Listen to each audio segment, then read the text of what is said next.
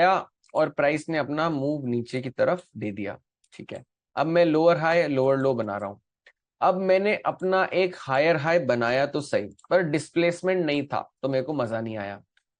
फिर यहां पर फिर से मैंने एक हायर लो बनाया। अच्छा, इसको मैं हायर लो कब बोलूंगा? जब प्राइस एटलीस्ट यहां पर पहुंच गया है। Agree disagree? जब प्राइस यहां पहुंचेगा तभी तो जाके इसको हायर लो बोलूंगा।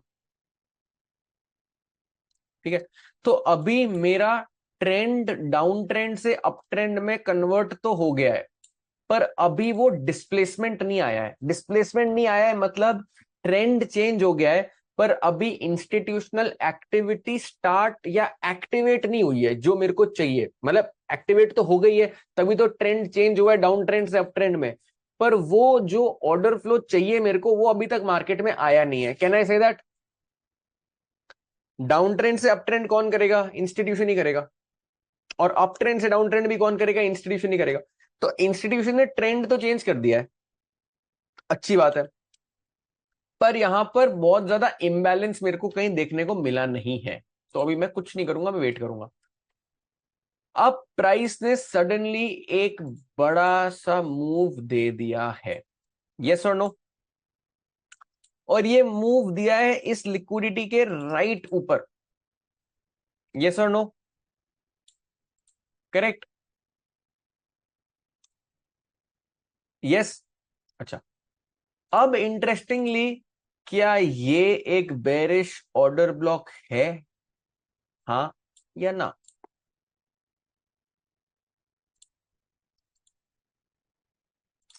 प्रीवियस लो को तोड़ दिया तो ये बेरिश ऑर्डर ब्लॉक है, पर मेरा अब करंटली ट्रेंड क्या है? अप ट्रेंड या डाउन ट्रेंड? अभी करंटली मैं किस ट्रेंड में आ गया हूं? तो क्या मैं इधर शॉर्ट करूंगा? क्या मेरी प्रायोरिटी इसको शॉर्ट करने की होगी यहां पर? नहीं। पर अगर मैं बाय चांस, मैंने लेट से तुक्के में यहां पर कहीं बाय किया हुआ है, तो क्या ये मेरी प्रॉफिट बुक करने की जगह बन सकती है? लेट से मैंने तुक्के में कहीं यहां बाय कर लिया, तो मेरा टारगेट ये हो सकता है। तो अगर मैंने बाय करा तो मैं अपनी पोजीशन यहां क्लोज कर सकता हूं, क्योंकि मुझे पता है यहां से बेरिशनेस आ सकती है मार्केट में। Make sense? Everyone understanding this, right?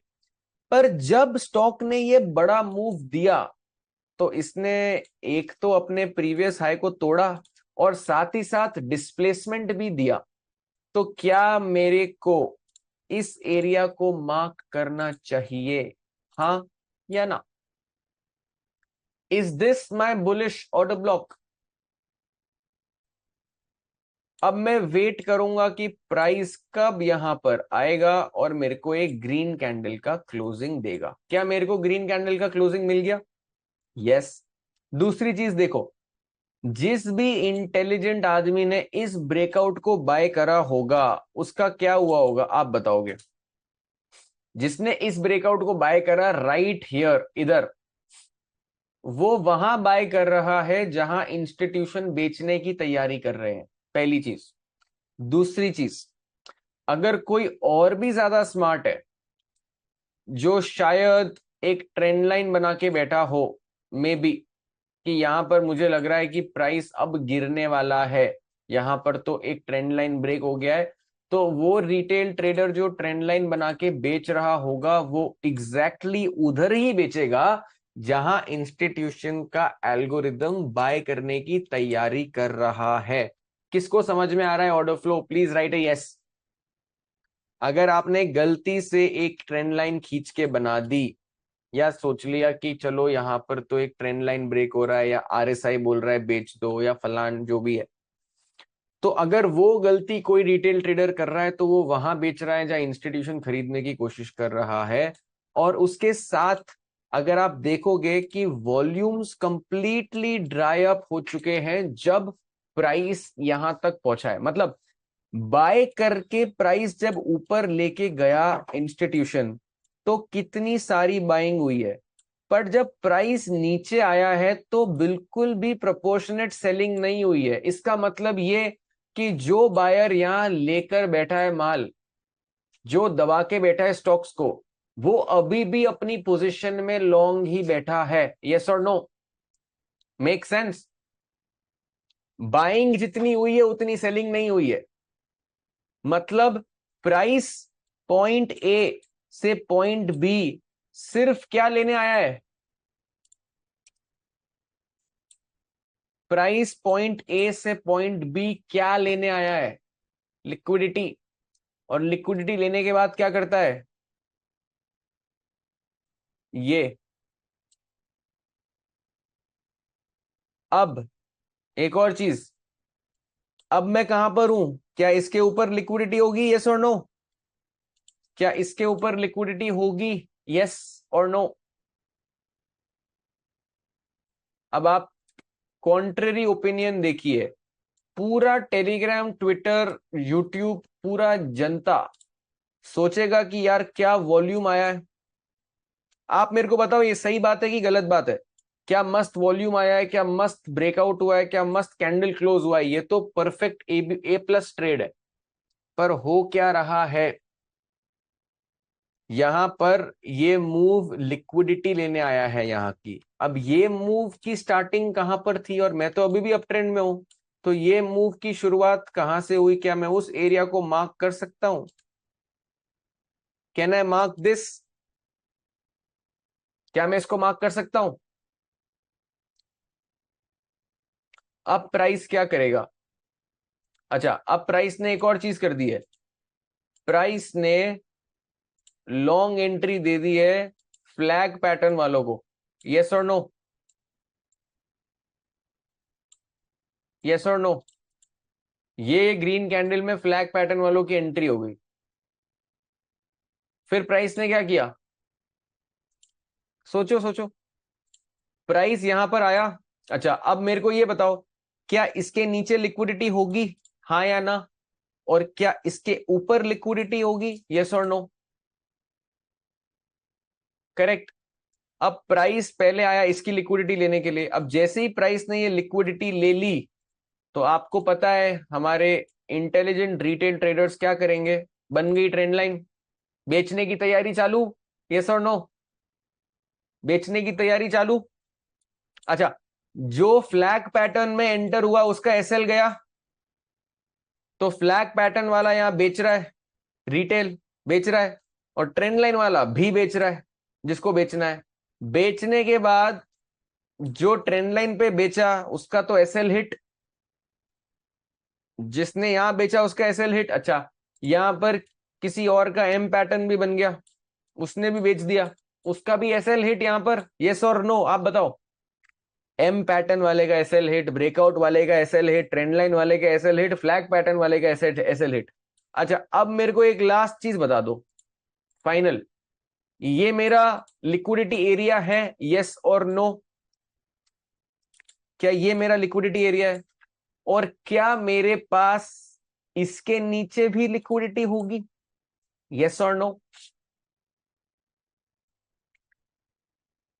अब प्राइस ने क्या करा? प्राइस आ गया सीधा इधर।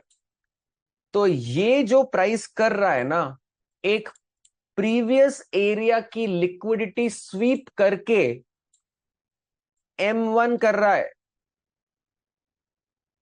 M1 कर रहा है कि नहीं कर रहा है, पहले ये बताओ। इंटरनल रेंज लिक्विडिटी स्वीप करके M1 कर रहा है कि नहीं कर रहा है? हाँ या ना में जवाब दीजिए। मिटिगेशन तो कर रहा है। मिटिगेशन तो यहां भी हुआ था, देखो, मिटिगेशन तो यहां पर भी हुआ था, पर ये लिक्विडिटी स्वीप करके नहीं हुआ था, राइट? यहां पर कोई पुरानी लिक्विडिटी स्वीप करके नहीं हुआ था। यस और नो? ये M1 में जो इसकी एंट्री है वो कोई लिक्विडिटी स्वीप करके नहीं हुई है, वो जनरल एंट्री हुई है। तो जब एक जनरल नॉर्मल एंट्री है तो मैं सिर्फ M1 बुलाऊंगा। बट अगर कोई लिक्विडिटी स्वीप करके M1 हुआ है उसको मैं बोलूंगा inducement. Inducement into the order block. क्या बोलूंगा? Inducement into the order block. मतलब M1 जहां पर हो रहा है उस लिक्विडिटी की तरफ खींचने के लिए एक और लिक्विडिटी स्वीप हो गया। किसको समझ में आ रहा है?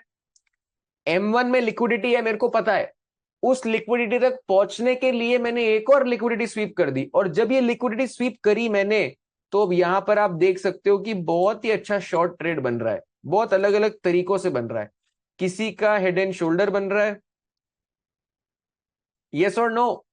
किसी का हेड एंड शोल्डर बन रहा है, किसी का ट्रेंड लाइन बन रहा है। तो जब प्राइस मिटिगेट करेगा by sweeping a previous area of liquidity, उसको हम बोलेंगे इंड्यूसमेंट। ओके, यस और नो? सिर्फ टर्म्स के नाम है, आपको तो ये समझना है कि अगर लिक्विडिटी स्वीप करके M1 करेगा तो ज्यादा स्ट्रॉन्ग इंडिकेशन है बड़े मूव आने का। Is it clear? और अगर जनरली रिएक्ट कर रहा है तो भी एक अच्छी प्रोबेबिलिटी है, बट अगर स्वीप करके करेगा तो it is a much better chance for us to get a good move. तो अब जैसे ही प्राइस ने यहां पर आया, प्राइस ने लिया 1 2 3 और ये एक बड़ा मूव यहां पर आपको देखने को मिल गया। ये मूव जो आप देखोगे कितने परसेंट का मूव है? 21% का मूव है। क्या ये रिटेल मूव है कि इंस्टीट्यूशनल मूव है? पहला सवाल, क्या ये रिटेल मूव है कि इंस्टीट्यूशनल मूव है? इंस्टीट्यूशनल मूव है, ठीक है। दूसरा, यहां पर वॉल्यूम एक्टिविटी फिर से देखो, यहां पर वॉल्यूम एक्टिविटी देखो डेड है, तो जितनी बाइंग यहां हुई उतनी सेलिंग यहां हुई नहीं है। अंडरस्टूड? और अब इसके बाद प्राइस ने कुछ ऐसा कर दिया, और यहां पर भी प्राइस कहां पर आके रुका है वो भी आप देखना चाहो तो देख सकते हो। ये एक्चुअल ब्रेकआउट हुआ, तो अगर इस ब्रेकआउट को किसी ने प्ले करा है तो हाँ, उसका ट्रेड 100% चला होगा। बट उससे पहले जितने भी ब्रेकआउट्स हुए हैं वो सब फेल हुए हैं। आप दोनों साइड देख लो, यहां पर एक ब्रेकआउट यहां पर हुआ है, इधर इस बेस का, ये फेल हो गया, ठीक है। फिर उसके बाद एक जो ब्रेकडाउन है यहां पर हुआ, ये फेल हो गया। फिर उसके बाद इसके नीचे का अगर कुछ पोर्शन है नहीं, अभी तो पोर्शन कोई दिख नहीं रहा है। फिर उसके बाद ये एक ब्रेकआउट है, ये फेल हो गया। फिर उसके बाद अगर आप चाहते हो तो इसको कंसिडर कर लो, ये एक ब्रेकआउट था जो तरीके से चला नहीं, काइंड ऑफ फेल ही हो गया।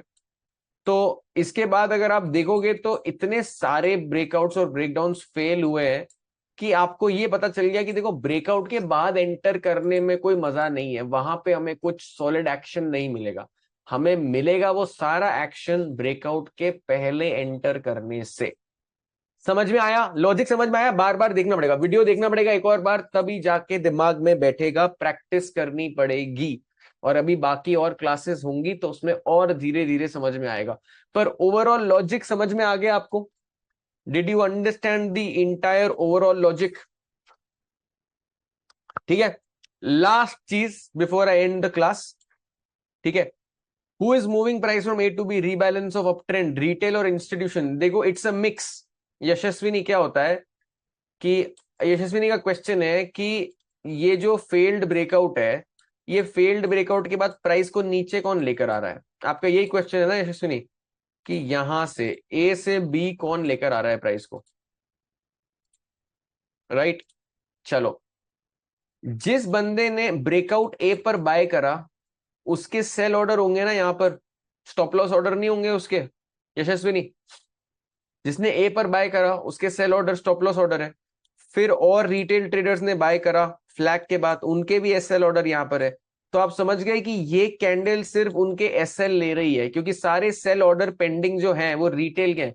तो ये सारी जो मूवमेंट हो रही है ना प्राइस की, ये रिटेल आपस में ट्रेडिंग कर रहा है, यहाँ इंस्टीट्यूशन का कोई इन्वॉल्वमेंट ही नहीं है। क्योंकि इंस्टीट्यूशन का इन्वॉल्वमेंट अगर होता, अगर यशस्विनी इंस्टीट्यूशन का इन्वॉल्वमेंट होता, तो आपको ये पूरे पीरियड में वॉल्यूम एक्टिविटी इनहैंस्ड दिखती, यस और no? Gausul Yadani, Yazdani, bunch of candles कितनी भी हो सकती है। देखो, आपको ना ब्रेक, जो मेन इंपल्सिव मूव आया है उसके जस्ट पहले का एक्शन देखना है। अब यहां पर जैसे मैंने देखा तो यहां पर मैंने कोई कैंडल काउंट नहीं की, मैंने देखा कि बड़े मूव से जस्ट